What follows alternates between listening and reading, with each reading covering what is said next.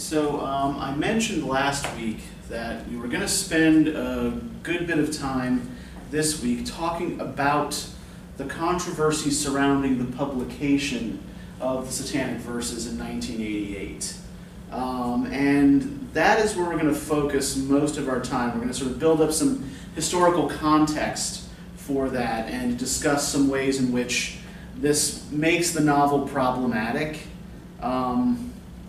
And these are all things I want you to keep in mind as you're reading it. But I actually want to begin by talking a little bit about a set of ideas that is in various ways related to post-colonial theory that is in fact sort of very influential when we talk about post-colonial theory. I don't know how well you can see what's over here behind my head, but I've written on the board here in blue marker, postmodernism. Now, modernism was an attempt to update and reinvigorate primarily European literatures by getting up to date with new technology, by rewriting and updating old narratives for present times, and by going out to cultures that many Europeans deemed primitive and taking and adapting artistic traditions from those cultures in order to give what was believed to be a decadent and dying European culture a shot of vitality. So there's a kind of colonialism inherent in the practice of modernism. Now, postmodernism is concerned primarily with the breakdown of what postmodern philosophers like Jean-Francois Lyotard call grand narratives.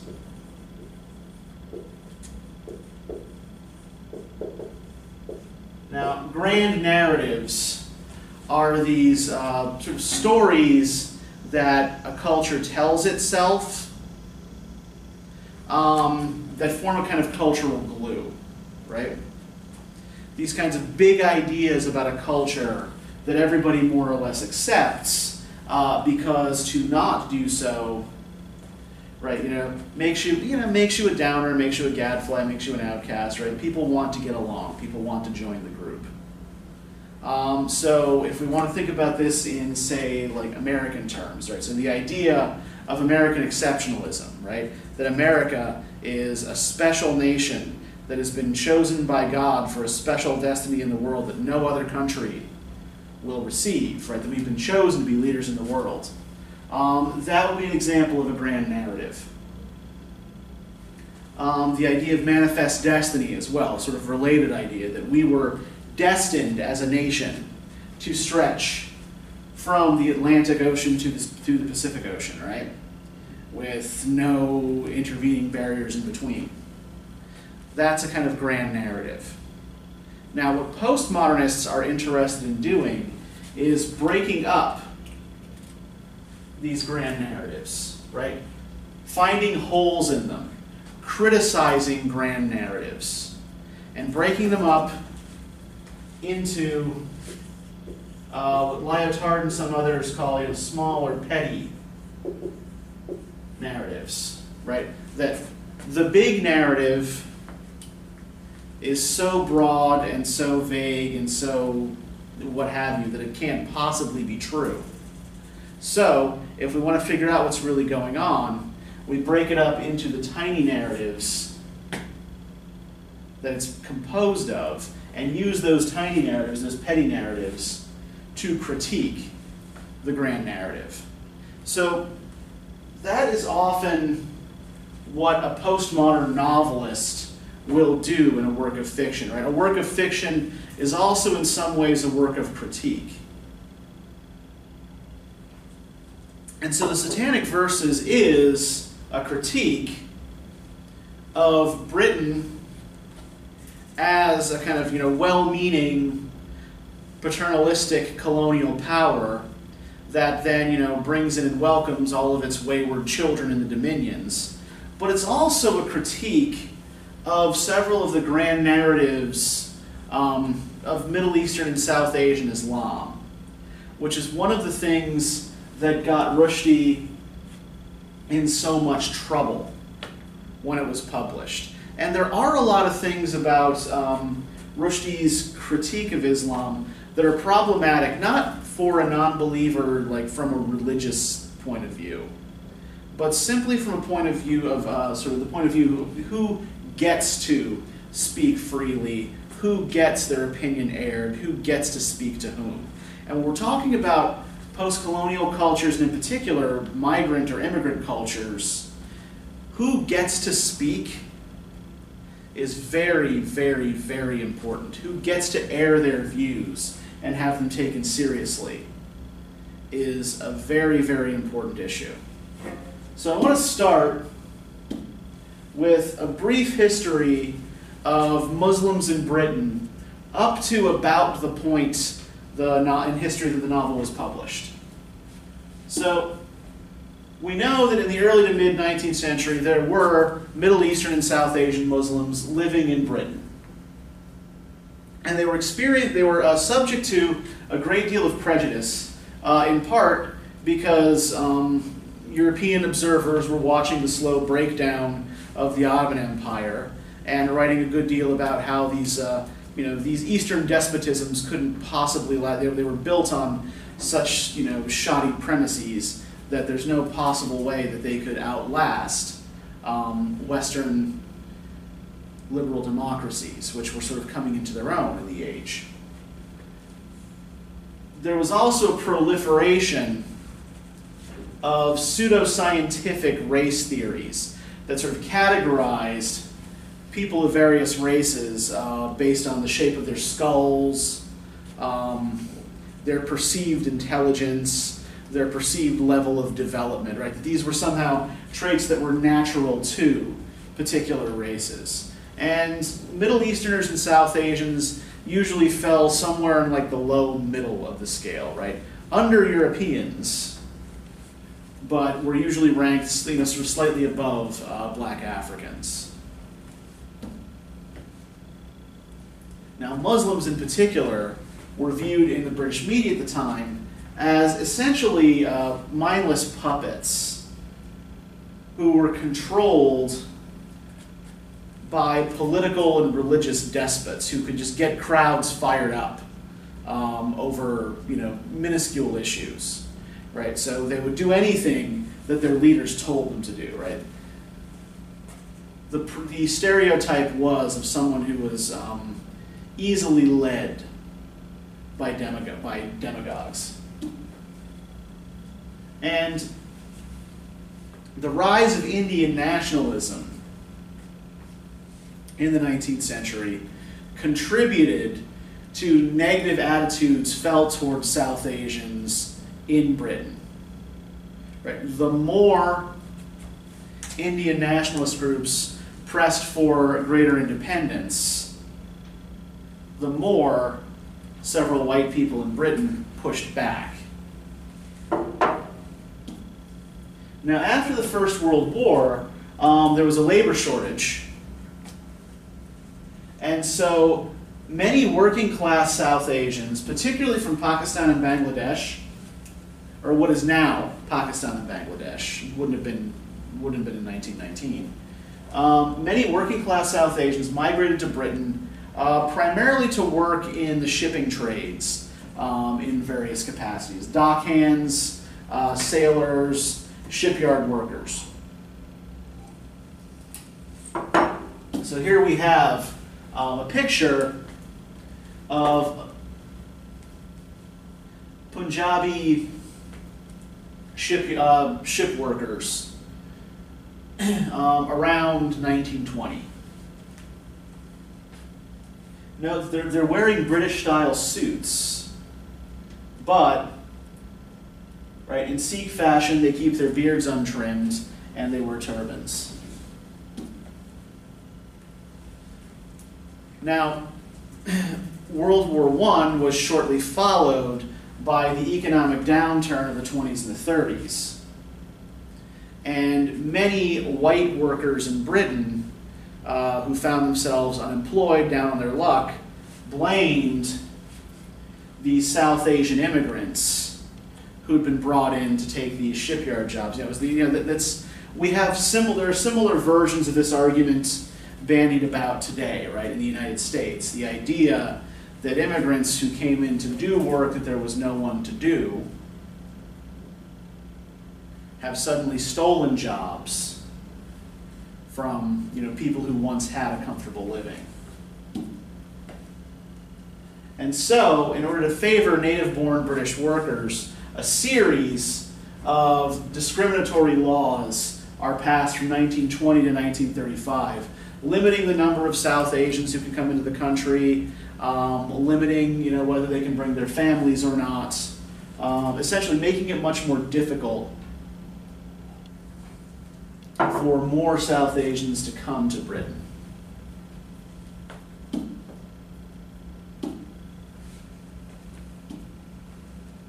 And yet at the same time, Muslims in the UK are building their own cultural infrastructure. In 1897, the Shah Jahan Mosque is built in the town of Woking in Surrey. It's the first purpose-built mosque in Britain. It's still there today. This is what it looks like. And around this time, Muslim societies like the Anjumani Islam, or Islamic Students Association, and the Jamiatul Muslimin, most of which are sort of interest groups that are formed around particular, socioeconomic categories, socioeconomic groups, professional groups. They start popping up around the end of the 19th century. And they are able to gain enough membership that they can sometimes put public pressure on city councils and things of that nature for greater recognition. In 1935, a film starring Cary Grant called The Lives of a Bengal Lancer includes a scene in which a Muslim prisoner is force-fed pig meat, and another scene that suggests that while Muslims are at prayer, ostensibly at prayer, they're actually thinking about and doing other things. So, due to the protests of South Asian Muslims in Britain, these scenes are removed from the film in several markets, including the UK. And in 1938, the Jamiatul Muslimin leads a public book burning of H.G. Wells' Short History of the World in East London. East London still has, the East End of London, still has a very, very large, in particular Bangladeshi population, mostly working class. And the reason they were so upset about Wells's book is because he deliberately depicts the Prophet Muhammad, right? Wells had no use for religion generally, as a vain and cynical manipulator. And unsurprisingly, the Jamiatul Muslimin found this offensive. And at various points in the 30s and 40s, British magazines publishing in South Asia are warned to avoid pictorial depictions of the Prophet.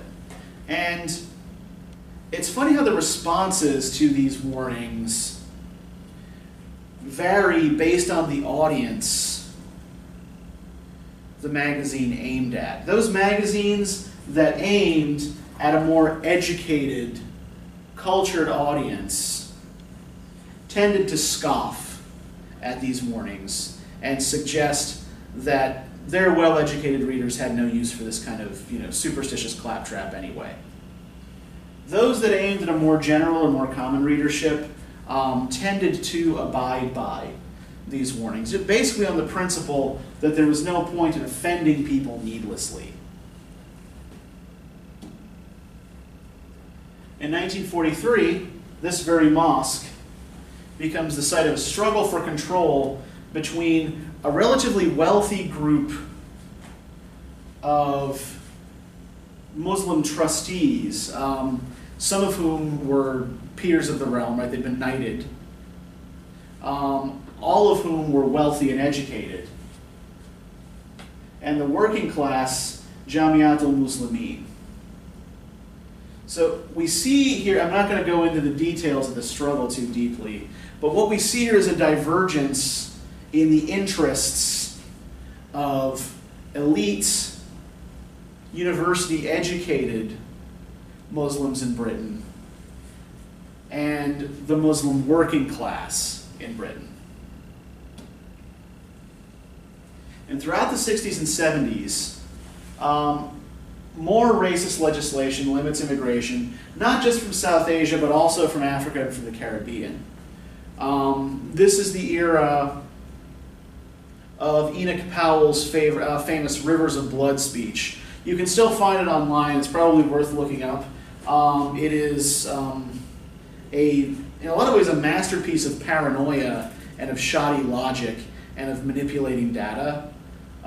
Essentially, Powell's argument was that by the 1980s,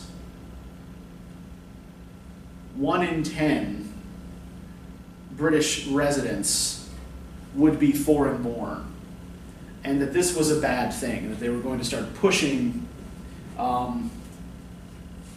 white Britons out of their homes and out of their jobs, and that the only possible outcome of all of this was violence. Now, on the one hand, Powell was right about the numbers. It is true that today, 1 in 10 British residents is non-white.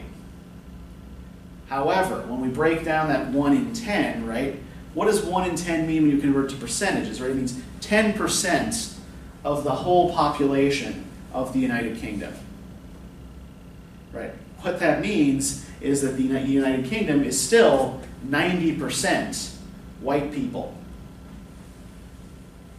So South Asians in particular, while there are a lot of them concentrated in certain areas, make up in the whole fabric of Britain a very, very small minority. And one that's often targeted by racist groups like the National Front, which forms in the 1960s as a sort of alliance of ultranationalist right-wing groups. There are riots in Notting Hill in 1958 and in Southall in 1979 that pit South Asian residents of these neighborhoods against National Front thugs. Now, a good example of these difficulties is the trial and acquittal of a group known as the Bradford 12. Bradford in Yorkshire has a very, very large Pakistani and Bangladeshi population, or certainly had in the 1980s. I'm actually not sure what the population figures are now. I imagine they probably haven't changed all that much. And members of this community were often threatened by white people in the community, like directly threatened with violence. So a group of 12 young men had gone and made essentially a crate full of firebombs, for which they argued was for self-defense, to defend the community against those who were threatening them. Since they hadn't used the firebombs or shown any inclination to use them, when they're tried in 1981, all 12 were acquitted. But it plays up the tensions in this community, in this particular community. Bradford is also where we're going to see some of the first and most fierce protests against the Satanic Verses pop up. Right? There's a controversy as well in the same area over the provision of halal meat in British schools. Right? Essentially, that the Ministry of Education refused to provide meat that was slaughtered in accordance with Islamic rules in schools, which many South Asian Muslims felt, denied them the same rights to schooling, the same rights as public citizens that were given to others. On top of that, despite the fact that cricket is immensely popular in Pakistan and Bangladesh and India, and that a lot of the best cricket players in the world are South Asian, South Asian men were excluded from the Yorkshire Cricket Club, which remained all white. Now, this may seem like a small point, right? Okay, you're not allowed to participate in a particular sporting club, but this just sort of piles on top of a number of other humiliations and exclusions that have been compiling over decades, right? And in 1984 and 1985, the Salisbury Review runs a series of articles by Ray Honeyford attacking multiculturalism in schools and arguing that essentially that South Asians and other immigrant communities in Britain needed to just assimilate and get over it. Right, that they should not be trying so hard to maintain their own unique cultural traditions, that it was interfering with their children's education. A lot of this probably had to do with the controversy over halal meat. It's like, oh, shut up and eat it already. This did not sit well.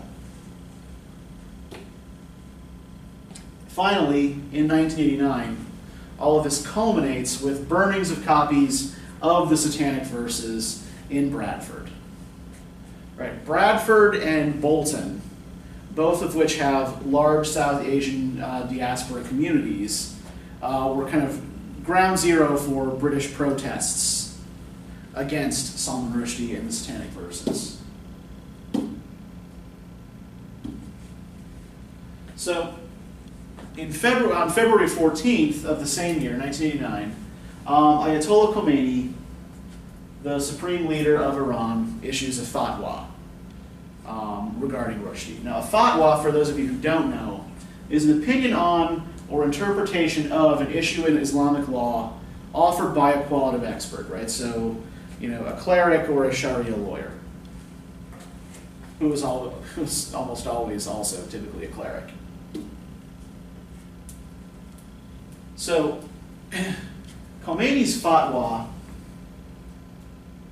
is a death sentence on Rushdie, right? He places a $6 million bounty on Rushdie's head and argues that any good Muslim who sees Rushdie and lets him go, right, is doing a disservice to the religion, is doing a disservice to the cause, and that anyone who does take him out not only gets a $6 million bounty, but will be guaranteed salvation, right?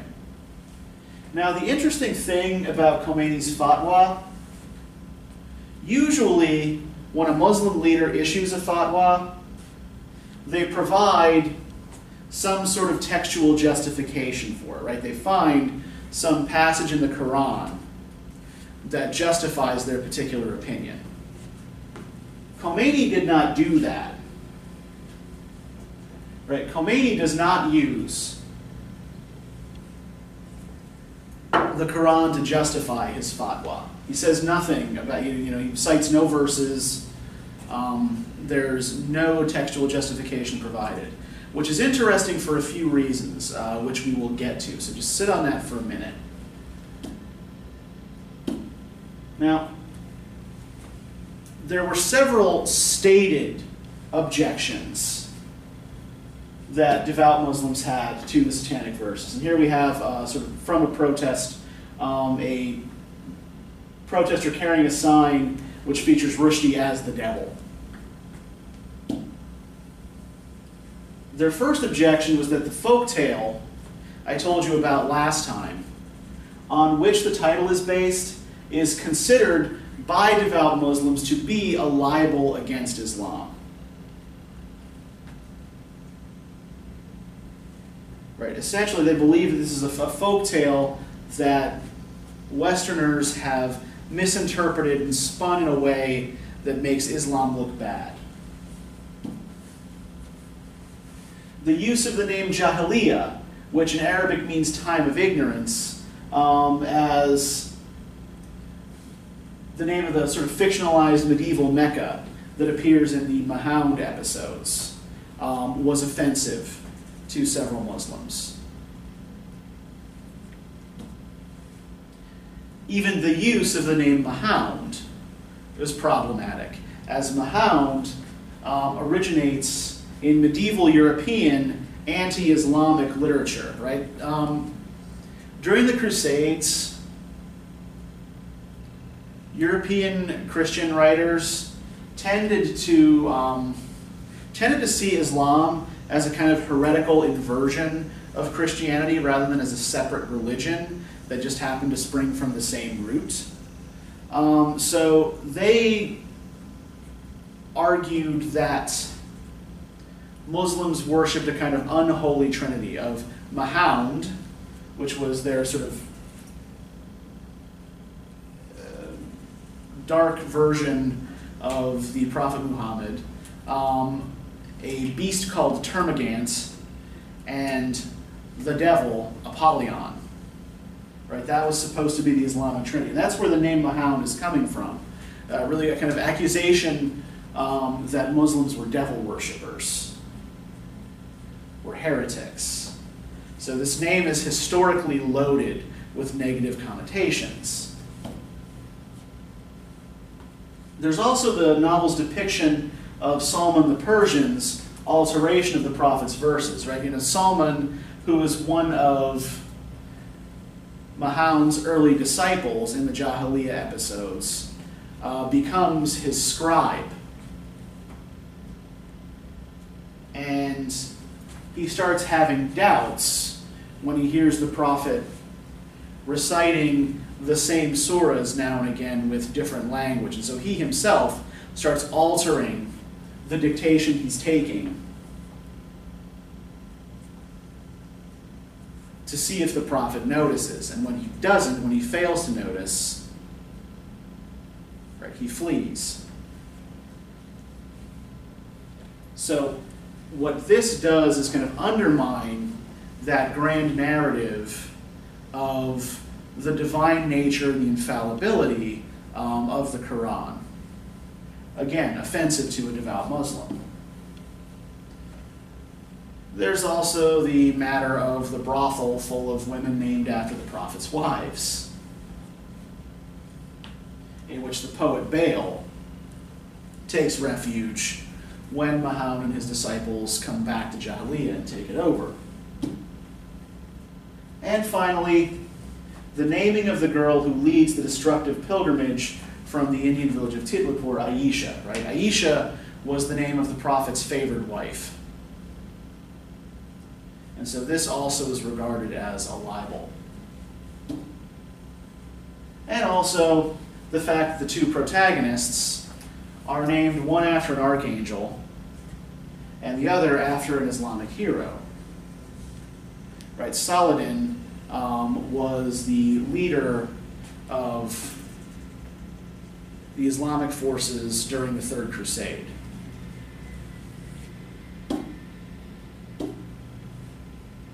There are other points of concern for Muslims or for those who sympathized with them that were not expressed directly. One of them might have been personal to Khomeini, right? There's that short episode in the Aisha chapter in which there's that imam in exile who demands that the angel Jibreel take him back to fight the demon Allat, right? Now, that imam character is in a lot of ways similar to Khomeini himself, who's seen here while still in exile in Paris in the 1970s, praying with a number of his followers.